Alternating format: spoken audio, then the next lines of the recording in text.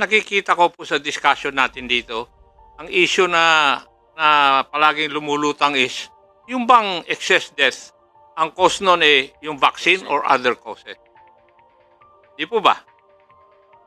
Walang makasagot. Meron bang makakasagot?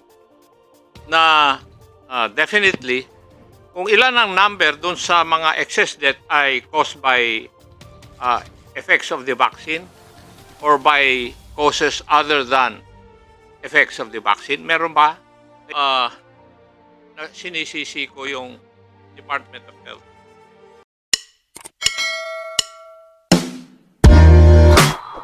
We have established already that in the previous hearings that yung excess deaths due to vaccination, there are those that because of the vaccines. As a matter of fact, ay merong adverse effect after immunization na 113,000. And yung serious is 2,000 plus, di ba? Na fatal. Mr. Chair.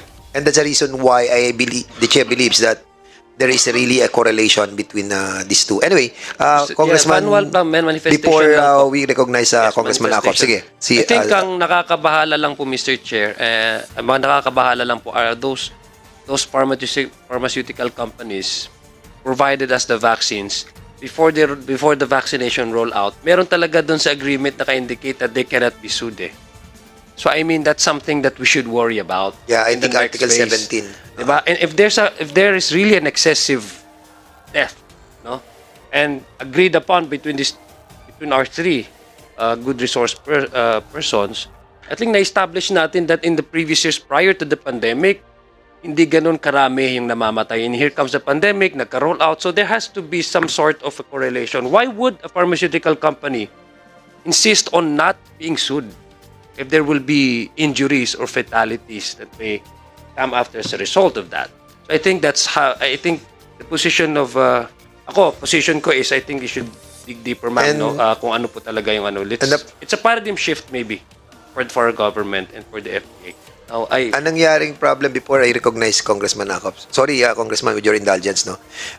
We've been a part of that mistake because we approved that the law that mandate that mandate the pharmaceutical to be responsible, and now we learn from that mistake, and that's the reason why we are so serious about finding out those amendments. Kasi nga natuto na tayo eh. Dapat ganun ang gawin natin. From that mistake, moving forward, makuha natin, matukorek natin yung mga pagkakamali. Before I recognize Congressman Acop, Attorney, can you kindly Attorney Aaron Sogilon from Lunas, Pilipinas.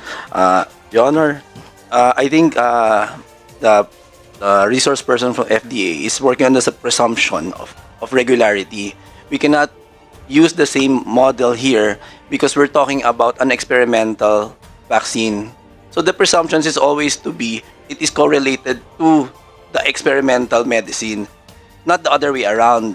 You can apply that on certain medicines that have clinical studies of efficacy. When you talk about experimental vaccine, the presumption should always be on the negative side, that it is related to that. So that's a working model. You're using a wrong model because the presumption should be different. Since we're talking about something experimental, not known, we will always look for the something that is negative, and we will associate that to that experimental vaccine. And as a matter of fact, hindi nga siya safe and effective eh. Yes, sir. But the problem is, we've been a part of the problem also. But we will learn from that. Okay. Congressman, Chairman, sorry. In addition, just a short one. Sige, go ahead. In addition to that, since we are talking about experimental vaccine, the Congress has the wisdom to include in RA 11525 a monitoring system for 2 years after vaccination, which the agencies of the government failed to do. They did not monitor it. They only established the national we have a mechanism on that. But they did not. The problem is during the time that it was approved, no, yung natatandaan ko yan eh, yung Bayanihan Act 11525, because we are all in, actually lockdown yan eh, nung aprubahan eh. andun kami sa floor, ang speaker niya, si Speaker Alan Cayetano. And the arrangement in the plenary is, konti lang yung congressman na nandun.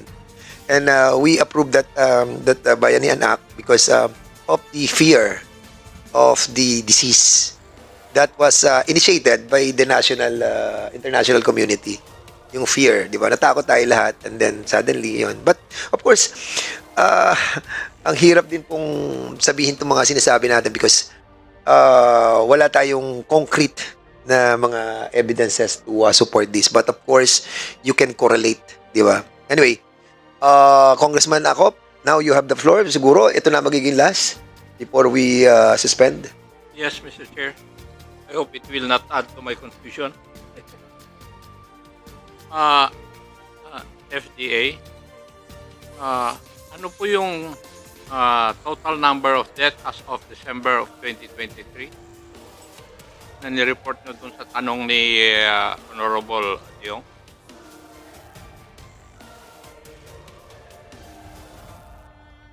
Thank you, Mr. Chair. Ang total number of deaths as of 2023 was at 593,827. Nagtali ba sa FDA? Thank you, Mr. Chair. The recorded, based on our report as of 31 December 2023, is 2,864 reports of fatal events. And as you have stated a while ago, it might have been caused by other factors other than the effect of the vaccine. Yes, Mr. Chair. Yes. The reason there is there was no causality assessment made by government. Di po ba tama? That's why you do not know. Thank you, Mr. Chair. The causality assessment is made by the Department of Health's NAFIC. Yes, I know. Kaya nga wala kayong mailagay na kuwan dyan na talagang cause of death because nobody conducted a causality assessment of this death. Di po ba? Thank you, Mr. Chair. Meron po, Honorable Sino po Ako. ang nag-conduct ng causal assessment? Department of Health's National Adverse Events following Immunization Committee. Thank you, Di ba? Mr. Chair. Now, from the Department of Health, meron po ba talaga ito?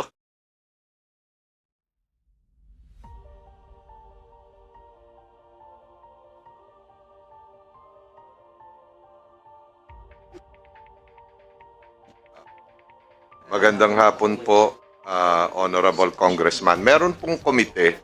Now, National- please identify yourself, Parakwan, for the benefit of the members. Ako po si Dr. Vito Roque. Naging tagasagot na rin po ako ng mga nakaraang hearing.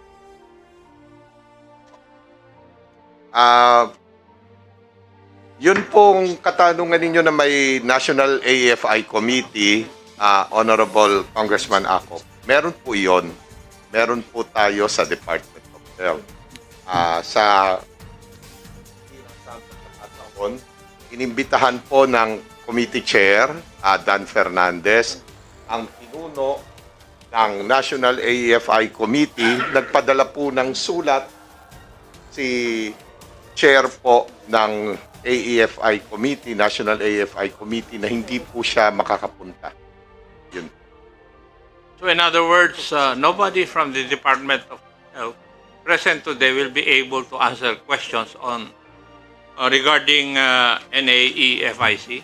Opo, kasi po ang aming pong chair ay hindi po makakapunta due to logistical constraint.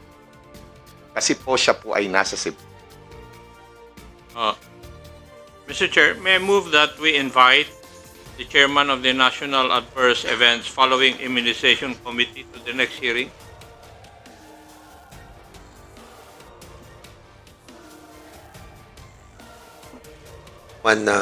Ako. Because, Mr. Chair, na nakikita ko po sa discussion natin dito, ang issue na palaging lumulutang is, yung bang excess death ang cause nun yung vaccine or other causes? Di po ba? Walang makasagot. Meron bang makakasagot? Na definitely, kung ilan ang number dun sa mga excess death ay caused by effects of the vaccine or by causes other than effects of the vaccine, meron ba sa inyo makakasagot nun? I will attempt. Yes, DOH, please. The FDA po is the one in charge of monitoring adverse events following immunization. These get reported po, correct me if I'm wrong, we have the Epidemiology Bureau, who acts as the secretariat of the several layers of the NAFIC, the RAFIC.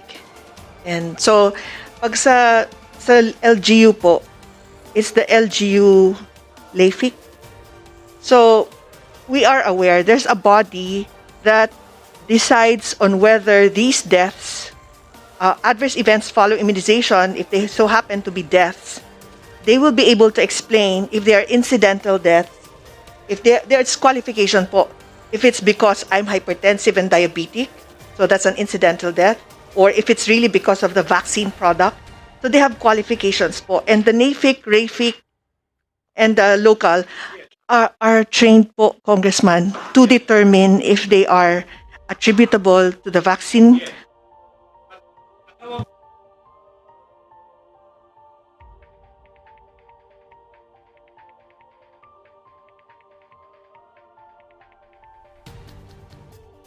Body, pero nagawa ba nila yung trabaho nila talaga?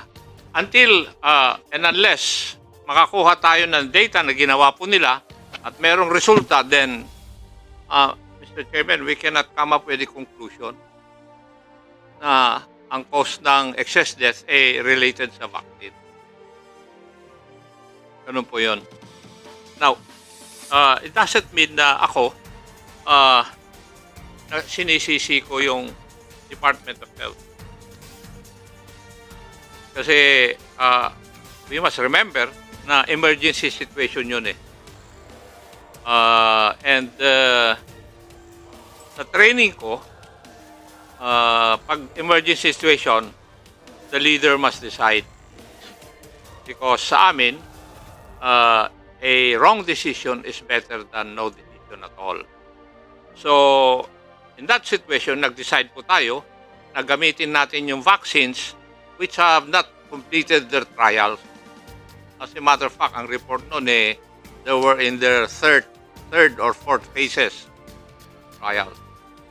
So, we took the risk na kuhan natin yung vaccine. Gamitin natin yung vaccine. And tayong lahat, pag inalaw natin na bigyan tayo ng vaccine, we suffer the consequences kung meron man. So, until and unless magkaroon po tayo ng report doon sa causal assessment, the number of AEFIs at saka yung causal assessment of this, wala po tayong conclusion na magagawa. Thank you, Mr.